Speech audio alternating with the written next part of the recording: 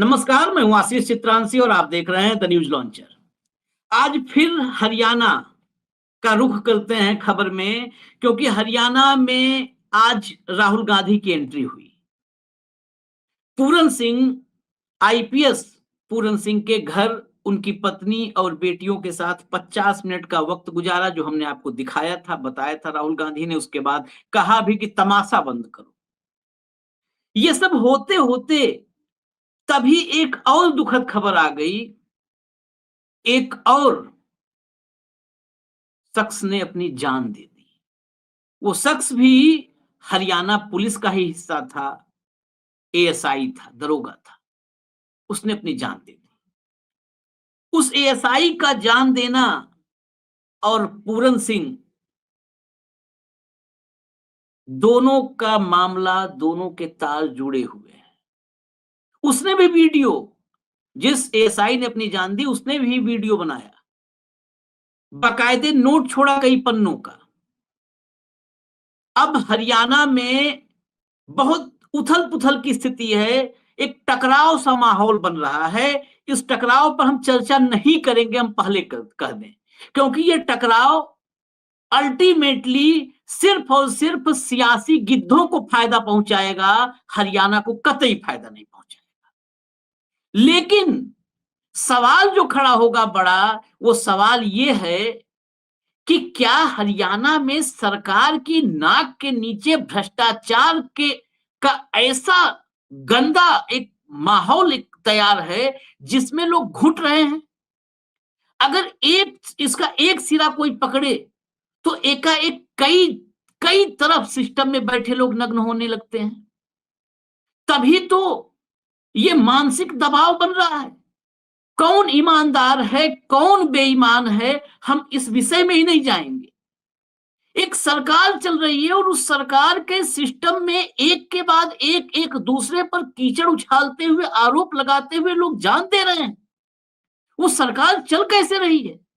उस प्रदेश में एक पार्टी विशेष की सरकार पिछले 10 साल 11 साल से कर क्या रही है? सवाल ये महत्वपूर्ण है।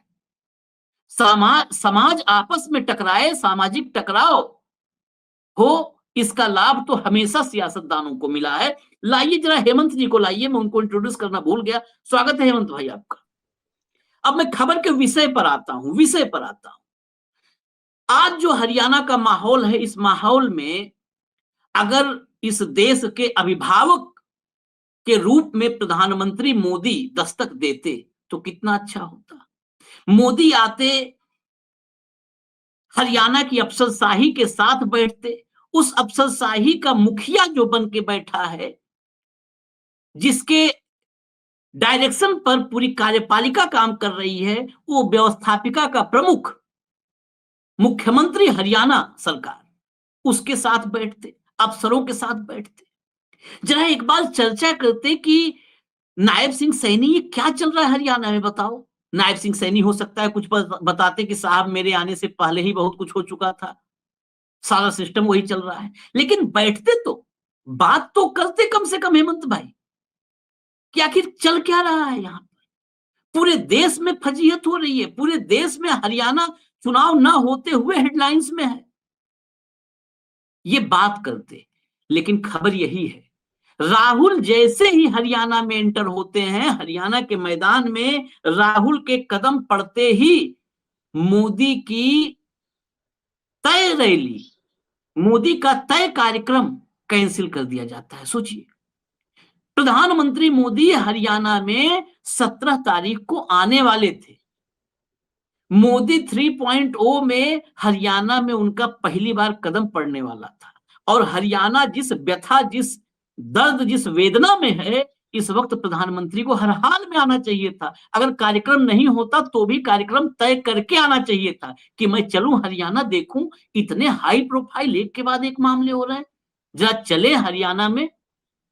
लेकिन वाह रे प्रधानमंत्री, वाह रे प्रधानमंत्री, हमने ऐसा प्रधानमंत्री चुना कि जब हरियाणा संकट में है, हरियाणा रो रहा है, अलग अलग कम्युनिटी जाति में बात ही नहीं करूंगा साहब, तो हमारा प्रधानमंत्री अपना कार्यक्रम ही कैंसिल कर देता है। ये है हरियाणा की स्थिति और हरियाणा में मोटरसाइकिल पर घूमने वाले आज के वर्तमान देश के प्रधानमंत्री, उनके हरियाणा को लेकर के संवेदनाएं, यही हकीकत है। मंत्रियों को अब परिवार कह रहे हैं कि हमारे यहां मंत्रियों की नो एंट्री है, हम बात भी नहीं करेंगे। आखिर क्या चल रहा है सरकार के भीतर? बस मैं सीधे खबर पे आता हूं, क्षमा कीजिएगा, खबर कभी ऐसी होती है कि मैं रोक नहीं पाता, इंट्रोडक्शन लंबा हो जाता है, मैं कोशिश नहीं करता उसके लिए। खबर दिखाइए भैया फटाफट। PM's October 17 Sonipat rally cancelled, Sonipat में रैली होनी थी, cancelled. Saini's today's new event cancelled, no reasons given. अब देखिए इंडियन एक्सप्रेस ने लिखा है, नूह में कार्यक्रम था मुख्यमंत्री का, कैंसिल कर दिया गया। 17 अक्टूबर को सोनीपत में रैली थी, कैंसिल कर दी गई। आईपीएस पूरन कुमार केस, डीजीपी कपूर छुट्टी पर भेजे गए, मोदी का हरियाणा दौरा रद्द कर दिया गया। नेक्स्ट आइए, आगे आइए, खबरें देखिए, फिर सीधा चलेंगे अभिमन जी के पास। किसी मंत्री से नहीं मिलना, वाई पूरन के साथ जो करना है कर ले सरकार। ये कौन बोल रहा है? पत्नी बोल रही है।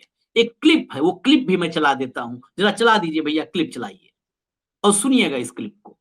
सरकार 5 दिन हो गए आपको ये सब करते। मैंने नहीं करनी। नहीं, किसी को नहीं। मत बुलाओ, हमें छोड़ दो जी आप। हाँ, हमें छोड़ दो, सारे दिन छोड़ दो। हम तो आपके साथ ही रहे, बताओ। बॉडी सरकार जो करना कर ले, भाई पूरन कुमार का कर दोगे ये सरकार, साडा उनकी कर, साडा बनता है। हम तो आपके साथ है, मारे को तो आप, हम तो आपके साथ रहे हैं। तो मैंने देखा नहीं। प्रीत, तू कोई फैसला नहीं लेगी, सारा परिवार का एक बोर्ड बनाओ, उसको फैसला लूंगा।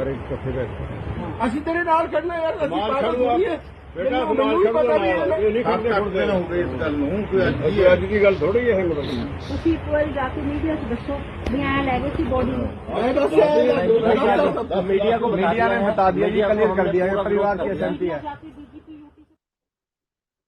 ये मंत्री कोई है, आना चाह रहे थे, फोन पर संपर्क कर रहे थे, वही पर ये बात आई कि हमें किसी से नहीं मिलना है, किसी से बात नहीं करनी, कोई नहीं आया हमारे पास, कोई मंत्री उंत्री किसी के लिए यहाँ पे एंट्री नहीं है, जो करना हो सरकार को कर ले।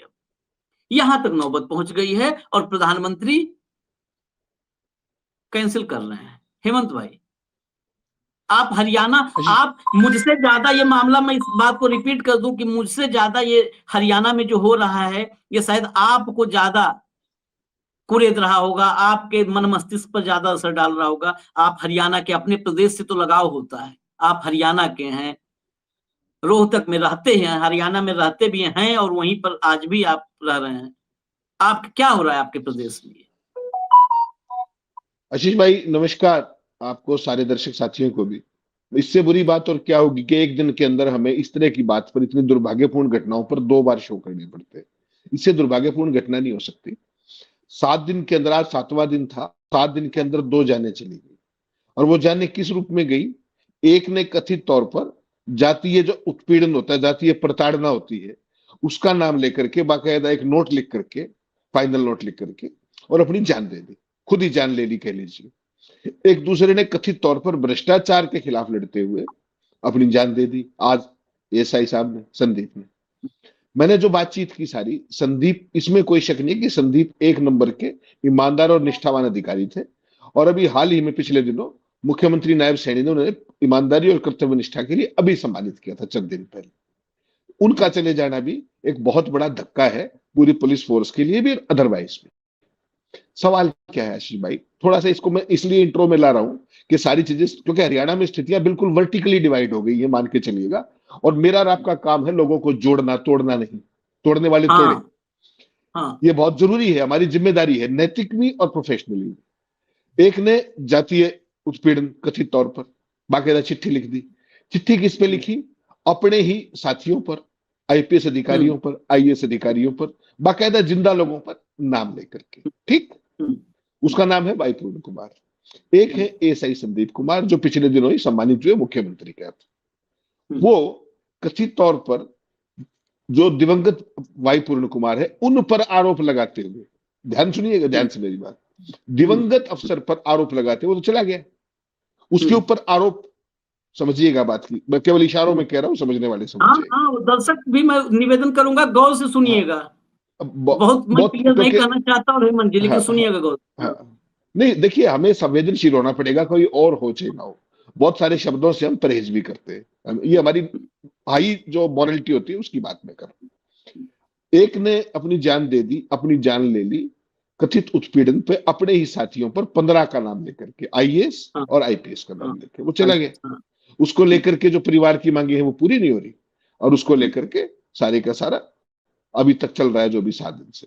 एक दूसरे संदीप कुमार जो एसआई थे, उन्होंने अपनी जान ले ली भ्रष्टाचार के खिलाफ लड़ाई। जिस आदमी का वो नाम ले रहे हो तो ऑलरेडी दुनिया में नहीं है, और जो भ्रष्टाचार की जांच है वो कभी भी की जा सकती है, उसमें कोई समस्या नहीं। अब सवाल क्या है कि उन्होंने जाते जाते 2 अधिकारियों पर, अगर आपने उनका संदीप जी का बयान देखा हो, डेड ऑनेस्ट आदमी थे, कोई समस्या नहीं, कमिटेड आदमी, लेकिन उन्होंने जो आरोपी हैं इस केस में, भाई पूर्ण कुमार वाले केस में, जिसके ऊपर परिवार ने आरोप लगाए हैं, मैं और आरोपी नहीं कह रहे किसी को, परिवार ने आरोप लगाए हैं। रोहतक एसपी तो छुट्टी पे भेजे जा चुके हैं, उनको भी मैं जानता हूं कि वो ईमानदार और कमिटेड आदमी थे, कोई शक नहीं है। नरेंद्र बिजराड़िया को मैं पर्सनली जानता हूं। शत्रुजीत कपूर, उनका भी नाम लिया उन्होंने, ठीक। नरेंद्र बिजराड़िया हटा दिए गए, उनकी पोस्टिंग नहीं हुई। शत्रुजीत कपूर आज छुट्टी भेजे गए। इस पूरी कहानी पे आएंगे हम। सवाल क्या है कि एक ने ऐसे आरोप लगाए जो व्यक्ति दुनिया में नहीं है, और एक ने जान देते समय 2 अधिकारियों को, उनको जो है क्लीन चिट भी दी। किसने? दिवंगत संदीप कुमार ने। मैं इस बात को यहीं पे छोड़ रहा हूं, इसके बाद मैं कोई टिप्पणी इस मामले पे नहीं करूंगा, ठीक। दर्शक बहुत समझदार हैं, अब देख ले जो भी चीजें, और जो चीजें पंचकुला में चल रही हैं वही चीजें अब यहां पर होने वाली हैं, कि परिवार के लोगों ने कह दिया कि हम भी दिवंगत संदीप जी का अंतिम संस्कार नहीं करेंगे। कितनी विकराल और दुर्भाग्यपूर्ण स्थिति, ठीक। इसमें मैं और आगे नहीं जाऊंगा, बिल्कुल नहीं जाऊंगा। आपने कहा प्रधानमंत्री राहुल गांधी ने विदेश से आते ही ये कार्यक्रम तय हो गया था कि वो यहाँ, पहले तो उनको उत्तर प्रदेश जाना था, जहां पे उनके नाम लेकर के जिस एक को बीट के मारा गया, जिस अपने दलित को। लेकिन जैसे ही आईपीएस वाला मामला हुआ तो पहले हुआ कि पहले यहाँ जाके आया जाए, वहां तो फिर चले जाएंगे अपनी कंस्टिट्यूंसी का मामला, क्योंकि वहां एक प्रोग्राम ही होता, वहां तो कई प्रोग्राम होते। तो जैसे ही परसों ये बात आई कि राहुल गांधी आ रहे हैं, समझिएगा बात को ध्यान से, राहुल गांधी आ रहे हैं, उसी समय परिवार को मनाने के प्रयास भी तेज प्रयास हुए। अठावले आए, उन्होंने कोशिश की, लेकिन मुख्यमंत्री ने क्या कह दिया कि मेरे बस का तो चपरासी का भी नहीं है, या तो डीजीपी और इस लेवल के लोग इन्वॉल्व। ये तो कथित तौर पे कह दिया, आपने देखा, वीडियो चलाया, सारी बात। तो प्रधानमंत्री जी ने क्या किया, जैसे ही राहुल के प्रोग्राम का, क्योंकि संकेत मिल जाता है ऑफिशियली भी, अदर में उनके पास तो पूरा सिस्टम है, तो तुरंत प्रधानमंत्री जी ने उसी दिन अपना दौरा कैंसिल कर दिया, ठीक। अपने मुख्यमंत्री जी ने अपना दौरा कैंसिल कर दिया, इसमें कोई वो नहीं। और जो अपने क्या नाम है डीजीपी शत्रुजीत कपूर साहब है, उनको आज छुट्टी पे भेजा गया, और अभी तक ये नहीं पता कि वो कितने दिन की छुट्टी पे गए, ठीक। और ऑफिशिएटिंग चार्ज दे दिया गया ओपी सिंह को, ठीक। अब सवाल ये है कि जो कुछ वाई पूर्ण कुमार का परिवार कह रहा है, ठीक, उसकी जांच होनी चाहिए कि नहीं होनी चाहिए। अगर यही आरोप कोई आशीष चित्रांशी और हेमंत तिवारी पर लगा देता पड़ा, क्या हाल हो, समझ सकते हो आप। हाँ। इस देश का संविधान तो बराबर है ना भाई। यही आरोप मेरे ऊपर, आपके ऊपर लग जाए तो क्या हो, बस सोच के छोड़ दीजिए, इसमें भी ज्यादा बहस करने की जरूरत नहीं है। सारी की सारी लास्ट कॉल डिटेल्स किस किस से बात की पुलिस के पास आ चुकी है, दिवंगत वाई पूर्ण कुमार ने, ठीक, सारी डिटेल्स आ चुकी है। लेकिन पोस्टमार्टम नहीं हुआ तो जांच एक स्टेज से आगे नहीं बढ़ेगी, ये भी आप जानते हैं, क्योंकि जांच तो पोस्टमार्टम रिपोर्ट के आधार पर आगे बढ़ती है। अब ये जो स्थिति है जो एएसआई संदीप कुमार जी वाली, इसको आप साधारण मानते हैं क्या? वाई पूर्ण कुमार एक समुदाय से वो रखते थे संबंध, संदीप जी दूसरे समुदाय से संबंध रखते हैं, समझ रहे हैं बात को आप? मेरे ख्याल इतना बहुत है। सवाल ये है कि सरकार का काम इस तरह की चीजों को डिफ्यूज करना है कि भाई मामले को जितना जल्दी हो सके सुलझाओ, सिचुएशन को मत अराइज होने दो, उसको डिफ्यूज करो जितना जल्दी हो सके। और सरकार क्या कर रही है? रिफ्यूज। सरकार रिफ्यूज कर रही है किसको? एक दिवंगत अफसर की अपनी पत्नी को, जो आईएएस अफसर है 2001 बैच की, सीनियर मोस्ट अफसरों में से है, ठीक। संदीप कुमार जी ने जो दिवंगत हो चुके हैं उनके ऊपर आरोप लगाए भ्रष्टाचार के। ये कहानी कुछ कह रही नहीं। और ये कहानी का आपने जो इंट्रोडक्शन में बहुत ही शानदार आप करते ही हैं हमेशा, आपने एक बात कही कि प्रशासनिक व्यवस्था की सड़न सडन। और मेरी एक खराब आदत है कि मैं सवाल जरूर पूछता हूं। ना तो अभी मेरी किसी अधिकारी से बात हो रही थी बहुत बड़े, ना तो वाई पूर्ण कुमार के लिए ऐसी कोई स्थिति थी कि उनको ये एक्सट्रीम स्टेप उठाना पड़ता, कोई ऐसी स्थिति नहीं थी। भाई पीएसओ अंदर हुआ है, जांच होगी, जो कुछ होगा, जो भी स्थितियां होंगी, क्लीन चिट मिल जाएगी। तुम्हारा नाम है तो देखिए, अपन है न्यूट्रल आदमी, हमें किसी से कोई लेना देना नहीं है। संदीप कुमार जी क्या कहने कि भगत सिंह ने ये कदम नहीं उठाया था, माफ कीजिए। ठीक है ना, ये भी फिर इशारों की बात है, ये कदम उठाने की जरूरत नहीं थी। और अगर वास्तव में ही इस तरह की चीज करी, कोई बुरा ना माने, विद ऑल ड्यू रिगार्ड्स दोनों ही आत्माओं के प्रति मेरी हार्दिक संवेदनाएं हैं कि भगवान ऐसा किसी के साथ भी ना हो। लेकिन हमारा तो काम है सवाल पूछना। जब भगत सिंह, पहली बात तो आपने भगत सिंह का नाम लिया, अगर भगत सिंह के अनुयायी है तो भगत सिंह ने तो लड़ना सिखाया था, ऐसे नहीं। ये चीज अच्छी नहीं होती, अपनी जान खुद ले लेना, ये कोई बहुत समझदारी की बात मैं नहीं मानता, कोई शौर्य की बात भी नहीं मानता।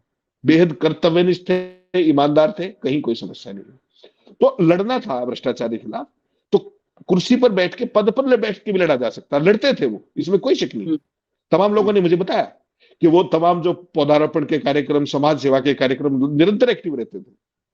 लेकिन इस तरीके से अपनी जान ले लेना, इससे मैं सहमत नहीं हूं बिल्कुल भी, माफ कीजिए, कोई बुरा ना माने इस बात का, ये कोई भी बहादुर आदमी की वो नहीं पहचान। बिल्कुल, मैं 100% हेमंत जी के बात से अपने आप को जो है संबद्ध कर रहा हूं। ये कोई, और दो बातें और जोड़ रहा हूं फिर आगे, क्योंकि मुख्य मुद्दा अभी जो मोदी जी वाला है उस पर हमको आना है। हम इस मुद्दे पर बस इतना कहेंगे, देखिए आईपीएस थे पूर्ण कुमार, उनके साथ उन्होंने तो बहुत आरोप लगाए, मंदिर में घुसने से लेकर के उत्पीड़न, पेंशन, वेतन, प्रमोशन, बंगला, गाड़ी, बहुत सारे आरोप थे, बहुत सारे आरोप थे। और मैं कह रहा हूं, जैसे अभी अभी एक वीडियो में जो आया कि उन पर आरोप था, वो पकड़े जाते इससे डर गए थे। मैं इंडियन सिस्टम के हिसाब से कह रहा हूं, अगर कोई असहमत होगा तो मैं उसकी आलोचना सुनने के लिए तैयार हूं, और सहज सिरोधार्य है मेरी उसकी आलोचना मेरे लिए। भारतीय सिस्टम में सत्ता में, मतलब जो पावर में अपने पावर को एंजॉय कर रहा हो, और खासकर आईएएस आईपीएस लेवल का, उस पर कोई आरोप लग जाए और वो आरोप से बचने के लिए जान दे दे, सिर्फ इतने आरोप भर से बहुत कुछ होगा। इसलिए मैं कह रहा हूं, इतने एक आरोप से कि पीएसओ पकड़ा गया, हम पे आंच आ जाएगी, इसलिए पूर्ण कुमार चले गए, ये मुझे नहीं गले उतरता है। आईएएस और आईपीएस पर आरोप तो कितने बड़े बड़े लगते हैं, और वो शान से बैठे रहते हैं, कहते हैं कि मुझे इस देश के कानून पर पूरा भरोसा है। इस देश में ताकतवर लोगों को सबसे ज्यादा भरोसा कानून पर होता है ना। और बिल्कुल एक कटु सत्य है, मैं किसी को आहत करने के लिए नहीं, मैं इस चीज को दर्शकों को समझाने के लिए कि चल क्या रहा होगा। वाईएस पूर्ण कुमार ने अपनी जान दे दी, तो इसलिए नहीं कि पीएसओ पकड़ा गया था, पीएसओ फंस जाता, फिर वो उसके बयान पर वाईएस पूर्ण कुमार फंस जाते, बदनाम हो जाते, ऐसा कुछ नहीं होना था। मैं इस बात पे जा ही नहीं रहा हूं कि वो मतलब वो गलती उनकी थी या गलत थे या सही थे। मैं तो सबको सही मान रहा हूं, वाईएस पूर्ण कुमार भी सही थे और एएसआई भी सही। जो नहीं है उसके हमारी परंपरा में नहीं कि उस पे हम मीन मेक करें। तो ये जो है मुझे हजम नहीं होता। दूसरी बात, आप एएसआई पे आइए हेमंत भाई, एएसआई ईमानदार आप भी बोल रहे हैं, और हम तो कह ही रहे हैं कि जो नहीं है उसके हम उस पर कभी उंगली नहीं उठाएंगे। ईमानदार 100% मुख्यमंत्री ने भी सम्मानित किया। तो ठीक है, एक ईमानदार एएसआई एक अपनी जान देकर के क्या स्टेब्लिश करना चाहेगा, उससे क्या फायदा मिलेगा, क्या हो जाएगा? वाई पूर्ण कुमार को क्या सजा हो जाएगी? क्या वो भी दुनिया में नहीं है? क्या हो जाएगा? मैं हासिल की बात कर रहा हूं, यही दर्शकों से कह रहा हूं, समझिए क्या हासिल हो जाएगा। और जान देते देते मैं बहुत व्यथित हूं, जान देते देते मैं अपनी व्यथा छोड़ करके कहूं कि नहीं, हेमंत जी बहुत ईमानदार आदमी है, ये बता के मैं जान देता हूं। ये इस पर भी ध्यान दीजिए, है ना? नहीं, अरे भाई बहुत, हाँ, कुछ तो होगा ऐसा कि भाई एएसआई को, मतलब एएसआई के साथ क्या ऐसी स्थिति होगी, क्या मानसिक दबाव होगा, कोई मानसिक दबाव होगा। ऐसे जो जान देना, ये आजकल तो बहुत हम भी कहते हैं कि कभी ऐसा मन में विचार आए तो आप मनोचिकित्सक हैं, उनसे संपर्क कीजिए। ये दुनिया में सबसे बड़ा, मैं मानता हूं कि सबसे बड़ा पाप है अपनी जान दे देना। ऐसी स्थिति आई, ये सामान्य में नहीं होता है कि मुझे फलाने मामले में फंस जाऊंगा। ये जब तक कोई साइकोलॉजिकल प्रेशर नहीं आता है, बड़ा प्रेशर नहीं बनता जाता है, दो ही चीज होती है, या तो मानसिक रूप से बीमार होता है आदमी, डिप्रेशन में चला जाए, एंजाइटी डिप्रेशन का जब पीक हो जाता है, नहीं तो एट रैंडम जब होता है एकाएक, तो कोई बहुत ह्यूज प्रेशर बिल्ट होता है दिमाग पर, जहां पर आदमी की सोचने समझने की क्षमता खत्म हो जाती है कि यार वो सोच ही नहीं पाता है कि नहीं, इससे तो बहुत रास्ते हैं निकलने के, इसमें मैं क्यों परेशान हूं, मैं तो ईमानदार हूं। ईमानदार आदमी भी इसमें, क्योंकि इतना प्रेशर बिल्ट हो जाता है उस पर कि अब सब कुछ खत्म है, उसको ये लगने लगता है सब कुछ खत्म है। खैर, ये बातें हो गई, इस पे अब हमको चर्चा ही नहीं करनी है। मैं कह रहा हूं मेरे आशीष लिए भाई, दोनों परिवार, आशीष भाई, हाँ एक सेकंड, एक कुछ इंपॉर्टेंट इनपुट ये है, देखिए हमें थोड़े से कुछ चीजें लोगों के लिए, दर्शकों के लिए, समाज के लिए कुछ चीजें छोड़ के जानी चाहिए जिस पे वो विचार करें, और जो कुछ लोग चाहते हैं वो ना करें, उनको हाँ, आगाह करने के लिए कुछ शब्द जरूरी होते हैं आशीष भाई, वो हमारी जिम्मेदारी का हिस्सा है। मुझे एक बात बताइए, एक एडीजीपी बदनामी के डर से अपनी जान ले लेता है, ये बात कौन कह रहा है? एक एएसआई। ध्यान से सुनिएगा, एडीजीपी को तो एएसआई से ज्यादा तो कानून का पता है, कहीं ज्यादा पावरफुल है वो। ठीक ठीक है, उनकी लड़ाइयां चल रही थी अपने अधिकारियों के साथ, जो भी कास्ट स्ट्रगल होगा सब कुछ, लेकिन ये बात कौन कह रहा है? एएसआई, वही काम करने से पहले। ठीक, और वो दो अधिकारियों को क्लीन चिट भी दे रहा है साथ के साथ।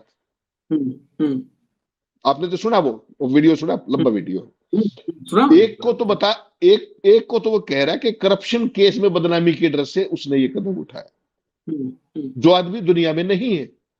और जो आदमी दुनिया में है और जिनके ऊपर वो आरोप लगा के गया है, उसको वो ईमानदार बता रहा है।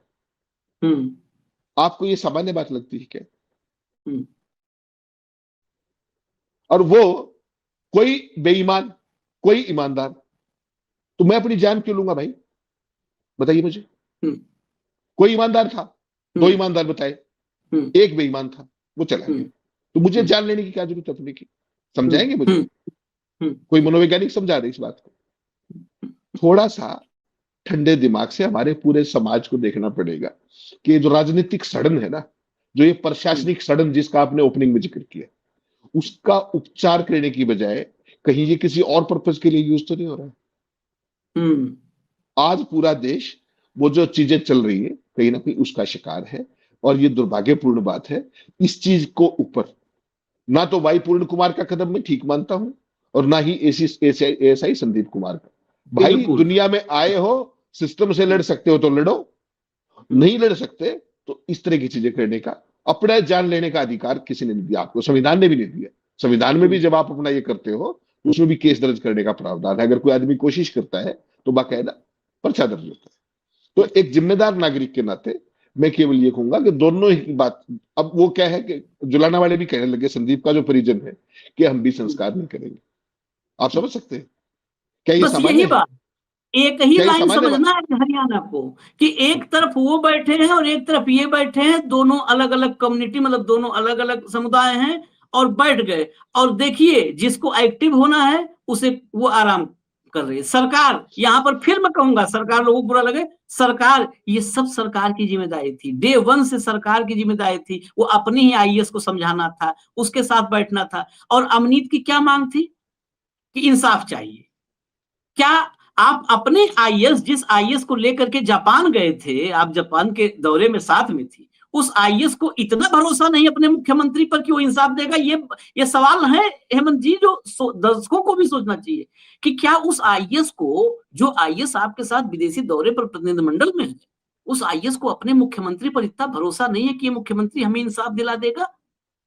मुख्यमंत्री ने तो बता दिया, मुख्यमंत्री ने तो बता नहीं दिया जो दलित का वो सस्पेंड नहीं कर सकता। तो बताइए उसके बाद और मुख्यमंत्री से क्या सुनना चाह रहे हैं आप? एक अच्छी राहत की सांस ये है कि जो अपने एएसआई संदीप थे, उनके भाई ने अभी एक बात कही है, जब मैं और आप बात कर रहे हैं, कि इसमें जाति पाति नहीं, निष्पक्ष जांच होनी चाहिए, और मैं इस बात से 100% सहमत हूं।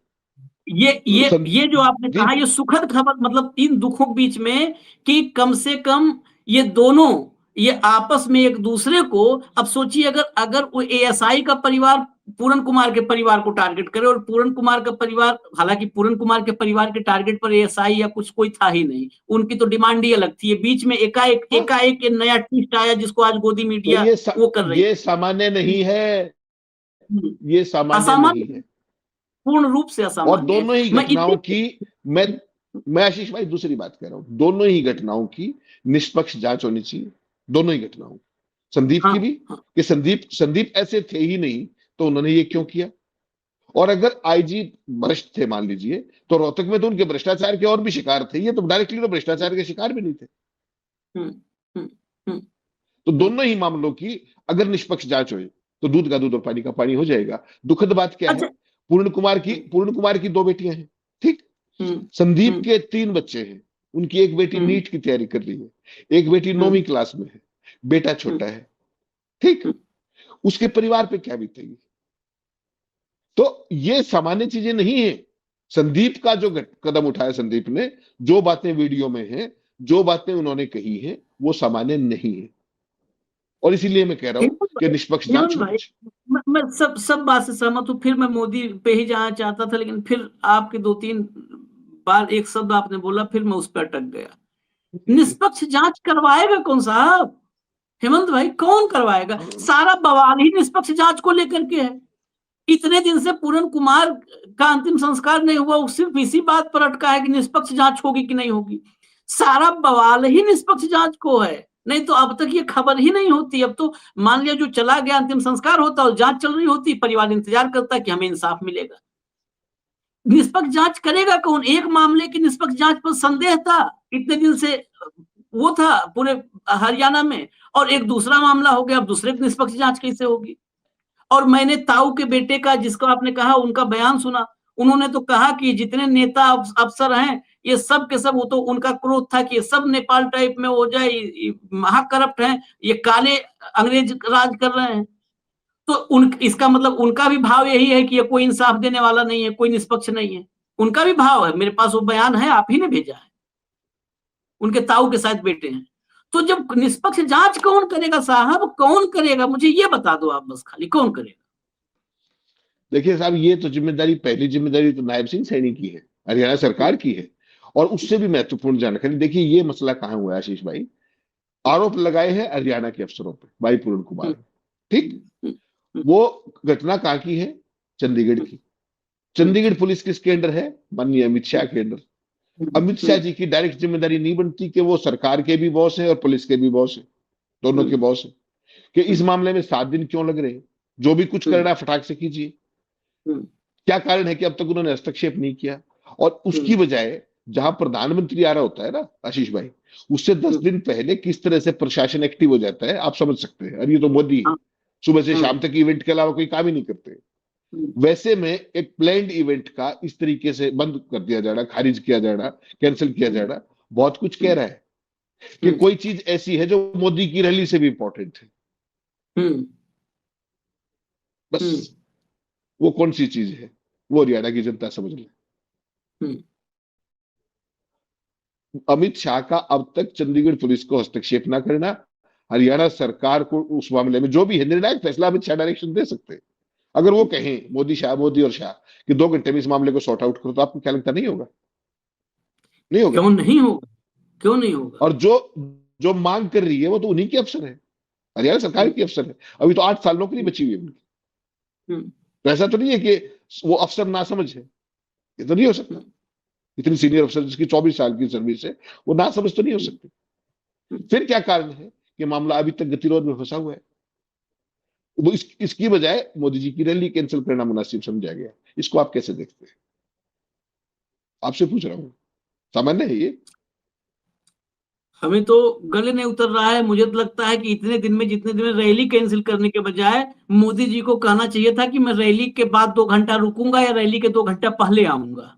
मुझे अगर मुझसे पूछिए कि ये 2 घंटे बाद या तो रुकूंगा या 2 घंटे पहले आऊंगा और पूरा टॉप जो नौकरशाही है, डीजीपी, मुख्य सचिव, खुल्लर, सैनी जितने हैं, ये सब के सब मीटिंग में पहले से यहां से एक नोट जाना चाहिए था कि प्रधानमंत्री आएंगे, रैली के आधे घंटे पहले मीटिंग करेंगे या रैली के बाद 1 घंटा मीटिंग करेंगे। पूरे हरियाणा की नौकरशाही टॉप नौकरशाही के साथ, जिसमें डीजीपी, मुख्य सचिव होंगे, सब होंगे और मुख्यमंत्री मौजूद होंगे, और पूछा जाएगा, स्टेटस लिया जाएगा कि आखिर क्या चल रहा है, क्यों जो है लोगों को भरोसा नहीं है, क्यों आईएएस को नहीं भरोसा है आपके कि आपके सरकार में निष्पक्ष जांच होगा। इस पे प्रधानमंत्री रिपोर्ट लेंगे, लेकिन प्रधानमंत्री अपनी रैली कैंसिल करके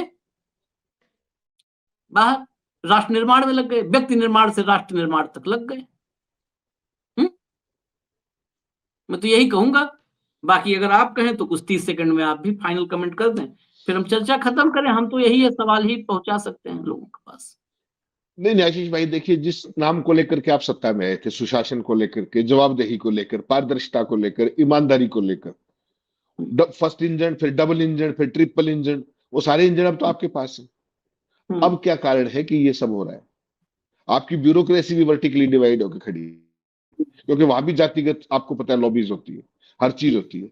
तो उस चीज को बढ़ावा क्यों दिया जा रहा है? उसको बढ़ने से रोका क्यों नहीं जा रहा है? केवल सवाल ये है। और क्या ये सारा एक प्लान्ड वे में है कि चलने दो, कोई बात नहीं? और अब हालत यह है कि लेटेस्ट खबर जो आई है वो ये आई है कि सरकार की पहली कोशिश ये है कि पोस्टमार्टम करा जाए, उसके बाद ही परिवार से बात करेंगे। पहले पोस्टमार्टम कराओ तो ही बात करेंगे। जो दिन में आपने एक खबर दिखाई थी ना, उसमें कहा था कि सरकार परिवार से बात नहीं करेगी, तो उसमें सरकार की बदनामी हुई कि इस तरह की डैमेज हो रहा है। खबर तो वो भी प्लांट थी, मैंने तब भी कहा था। तो अब खबर आई है कि सरकार का ये मानना है कि जब तक पोस्टमार्टम नहीं होता तब तक बात नहीं करेंगे, और परिवार पहले पोस्टमार्टम के लिए राजी हो। तो एक कंडीशनल उधर से हो गया है। तो कुल मिलाकर के जो ये स्थिति है, मैं तो वही कह रहा हूं कि दुर्भाग्यपूर्ण स्थिति है, और हरियाणा जैसी प्रोग्रेसिव स्टेट के लिए ये बिल्कुल भी अच्छा नहीं है। इसको जातिगत रख देने की कोशिश की जा रही है। आपने देखा किस तरीके से परसों फोगाट खाब के एक बहुत जिम्मेदारी से बोल रहे थे, लेकिन बोल रहे थे, पंजाबी सभा का कोई व्यक्ति बोल रहा था, वो भी आपने देखा, और दलित समुदाय तो कर ही रहा है। तो इसके अलावा आप क्या सोचेंगे और क्या करेंगे? क्या यही काम बच गया है? बस हरियाणा के लोगों से आखिर में एक ही अपील है, बस एक अपील, भैया बहुत बटा हुआ है, वैसे ही हरियाणा का देश भर बहुत बटा हुआ है। अब फिर दलित जाट, ये दलित और जाट में बांटिए मत। इंसाफ एएसआई के लिए भी चाहिए, इंसाफ पूरन कुमार के लिए भी चाहिए, बस इंसाफ।